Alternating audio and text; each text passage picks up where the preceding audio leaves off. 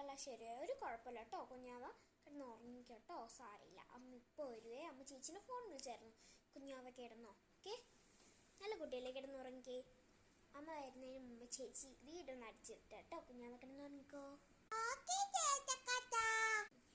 ഇനി എവിടെ ഇരുന്ന് സമാധാനമായിട്ടാണ്.